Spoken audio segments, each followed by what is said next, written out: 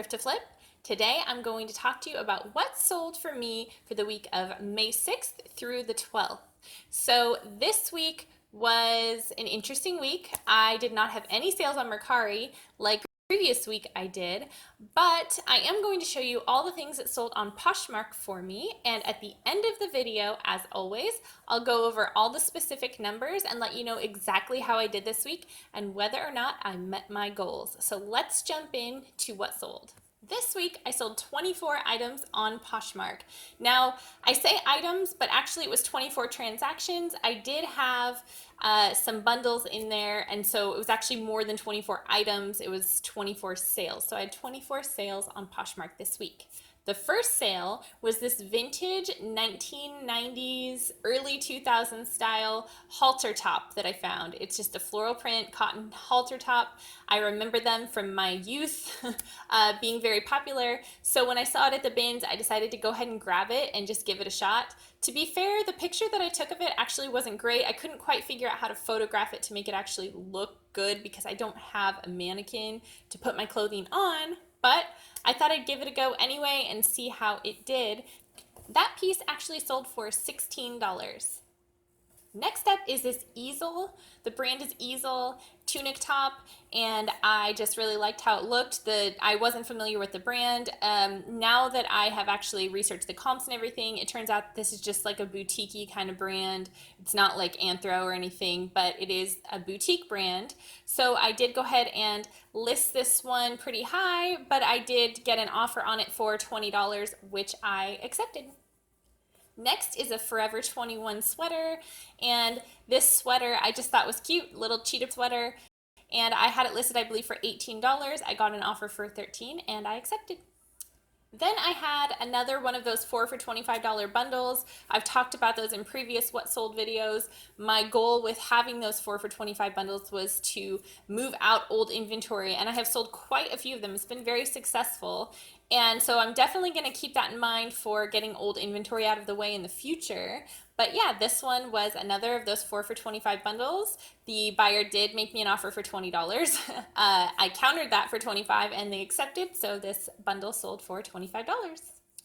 This next piece is one that I was a little bit sad to see go just because I loved it so much. I wanted to keep it. I don't believe it was my size. It's this Tommy Bahama linen dress, had this gorgeous floral print on it, and it was so beautiful in person, but I am a little bit jealous of this buyer because they get to have and wear this dress. It did sell for $37. I believe I had it listed at $42. I got an offer for $37 and I accepted.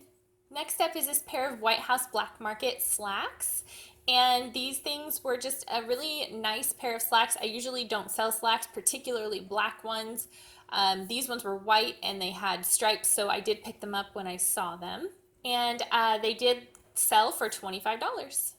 Next up is this Tallulah dress, and this dress, I love it. In person it is gorgeous, and the way that you can tell that it actually fits on, it had all these straps and things, but I could not, like that halter top, I could not find a great angle to take a picture of this dress to make it look kind of as flattering as it actually is. It's a gorgeous dress. And so I was really happy to actually find a buyer with it relatively quickly. I believe it sold within a couple of weeks of listing, so it wasn't one that sold super quick, but I really didn't know how fast it would go because the picture just wasn't great. And I retook the picture and retook it. I couldn't get it. But so I was happy that it sold. It did sell for $20. I was super happy with that considering the state of the picture. So yeah, I'll take that all day long. Next up is this White House Black Market dress. I did sell a few White House Black Market pieces this week. I have been picking it up whenever I see it because it actually seems to get a lot of traction on both Poshmark and Mercari. And I don't list on eBay right now, but I imagine it might get some traction over there too. I don't know. That's something to test for the future. However, the fact that it gets so much traction on both Mercari and Poshmark, it gets a lot of views, it gets a lot of likes, has me picking it up pretty much all the time now whenever I find it, as long as it's like a cute piece. This dress here was a cute, nice quality piece, and it sold for $20, so win all around. Next, I have another one of those 4 for 25 bundles. It included, a Lucky Brand top. There were some really cute pieces in there. And again, I am always super happy when these sell because that means I am moving old inventory out of my house, getting it, to a new home, saving it from the landfill. And all of those are amazing things. So I'm just happy with the sale for $25. Then we have this pair of Gap shorts. I know there are a lot of people that don't pick up Gap.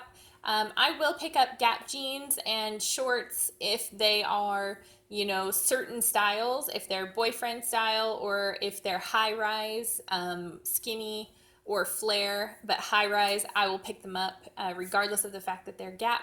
So these shorts I did go ahead and pick up. They're boyfriend shorts. They sold in a week, so they sold pretty quick, and they sold for $21.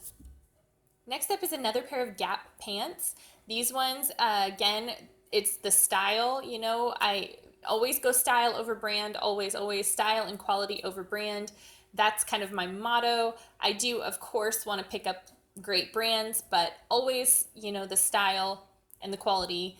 These pants were Gap, and they were like a vintage style crop that you could roll at the bottom. They were, I believe, a mid-rise or a high-rise pant, and they sold for $18. So it was a good flip.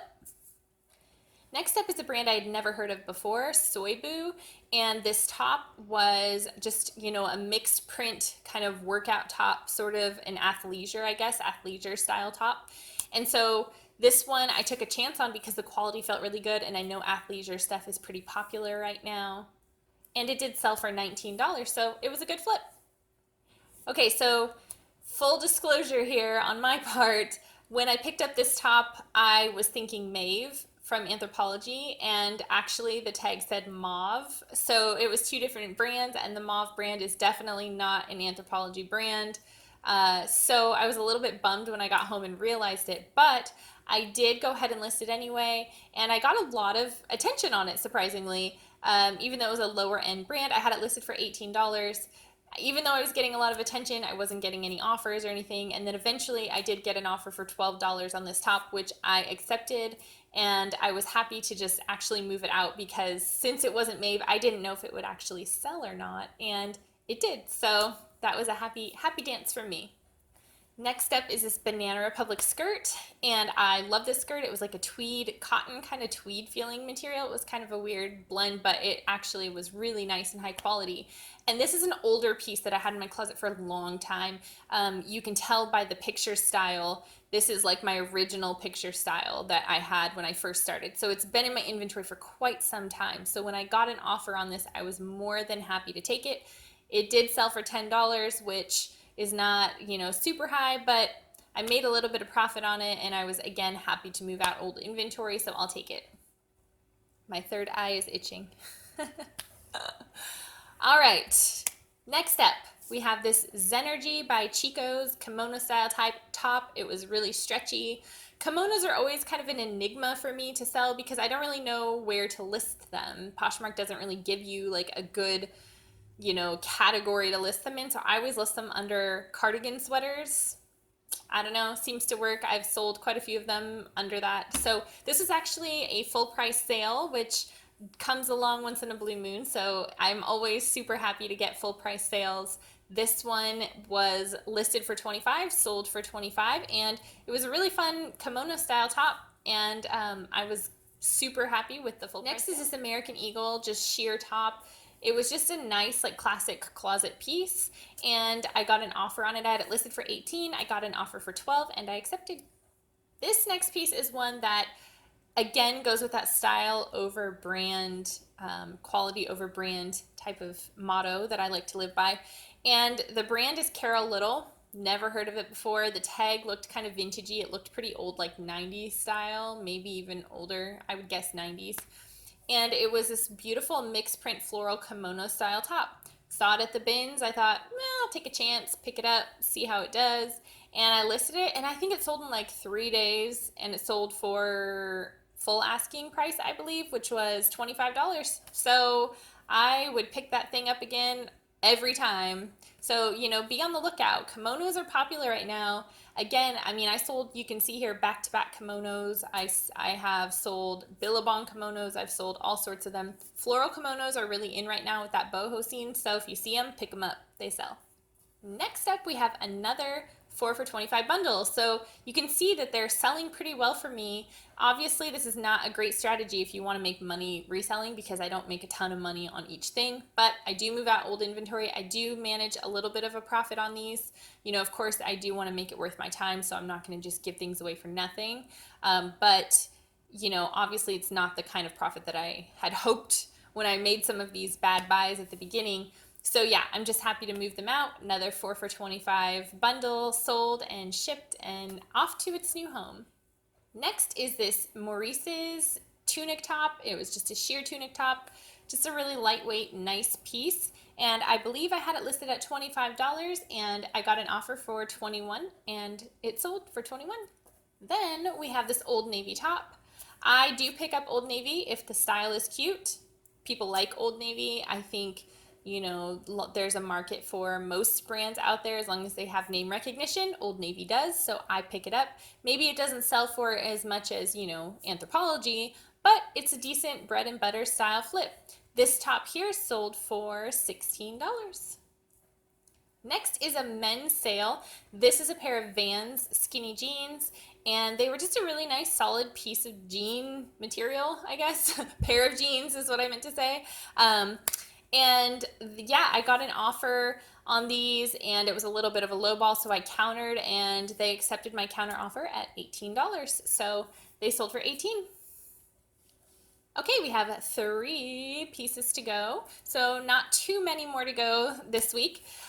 This next top is one that, again, I just like the style of. It was not a brand I had heard of before. The brand is 860, and it was just kind of a floral print blouse top. It's just nice, like lightweight top.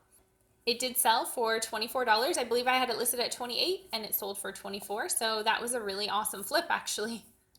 Next is this Banana Republic skirt. This skirt was heavy. It was made of leather and beautiful skirt, and actually somebody in my local area bought it, so that was exciting to get to just ship it down the freeway a little ways. So this skirt I had listed at $48. I got an offer for $44 and I accepted. Last but not least, this was my favorite sale of the week. And if you remember from way back when, I actually found this piece at the bins, and it is a Burberry golf vest. And when I found it, I was beside myself excited because I found Burberry at the bins, which was a bucket list item for me. And it was a beautiful, puffy vest. And so I had it listed at $160, and I made an offer to a buyer for $144, and she countered me back at $100. Now $100 is quite a bit off of $160, sure, but like I talked about in my pricing strategy video, I have a top level price and then I leave a lot of room for negotiation where I can. So $100 to me was still a great flip for this piece that I got at the Goodwill outlet. So this was definitely an exciting sale, and I may have jumped up and said woohoo when it sold. So yeah, this one was the sale of the week. I was really excited about it, and it sold for $100. Let's move on to looking at the overall big picture of sales for this week. All right, here we go. This week, I only had sales on Poshmark. I did not sell anything on Mercari this week. I did sell a total of 24 transactions. I had 24 sales on Poshmark this week, which was one better than last week. Last week I had 23. This week I did have 24. I had a total of $591 in gross sales on Poshmark this week.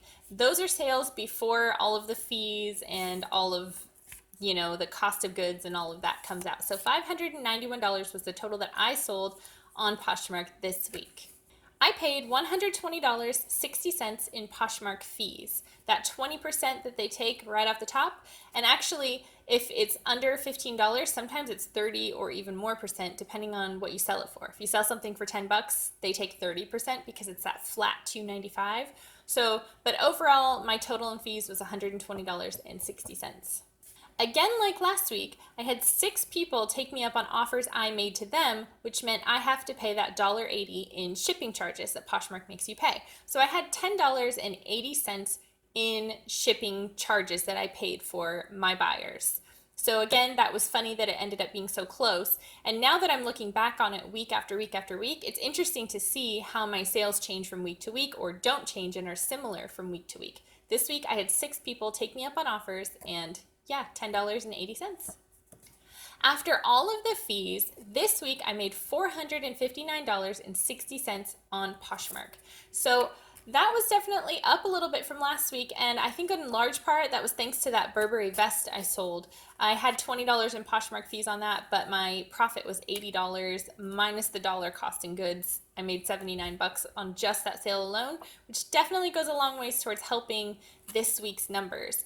This week's sales were a little bit up, and I did list more this week for sure. I did not cross post again as much onto Mercari as I wanted to, but I did do some. So I didn't just do nothing. I think I only had about 20 that I cross posted this week versus the 50 that I had hoped to get done. I did get my 100 listings on Poshmark, and currently I am over 600 listings active on Poshmark. So that was one major goal that I met, and now I'm looking towards 700. So I definitely want to hit that 700 goal. I'm hoping to hit it next week. We'll find out if I do. That is one of next week's goals. So let's look ahead to next week. Next week, I want to list 100 items again on Poshmark. My goal is 100 items. My second goal is to hit 700 active listings on Poshmark. Right now I'm at 600. I haven't seen a big uptick in the amount of sales that I got consistently from 500 to 600. So it'll be interesting to see if I bump up to 700, if I see an uptick again, or if things stay the same, if I'm still in that 23, 24, 25 sales a week range. We'll find out how things play out next week. Another goal of mine is to list at least 50 items on Mercari. One of these weeks I'm going to hit that goal, and so I'm going to keep setting it until I hit it, and then I'll reevaluate from there. So next week I'd like to hit 50 cross postings to Mercari. I am starting to consider dabbling into eBay, but I am pretty nervous about that only because they make you pay to list things over there. So if you don't do it right, or if you list the wrong things or for the wrong prices, there's so much more at stake than there is on Poshmark and Mercari. So if you have experience listing on eBay or selling successfully clothing specifically on eBay, leave me a comment below. Let me know what your experience has been like over there because I'm really curious about it. If you like this video, please give me a thumbs up. Let me know that you liked it, and subscribe if you want to see more videos like this. I'm going to do this type of video, my what sold video, every single week, let you know what sold, let you know what my goals are, and let you know if I met the goals from the week before. So if you don't want to miss out, make sure you subscribe and hit that bell so that you get notified when my next video goes live. Well, there you have it, my sales for the week of May 6th through May 12th. I'll check in again next week and let you know how things are going sales-wise and walk you through it again. Until then, thank you for watching. Bye!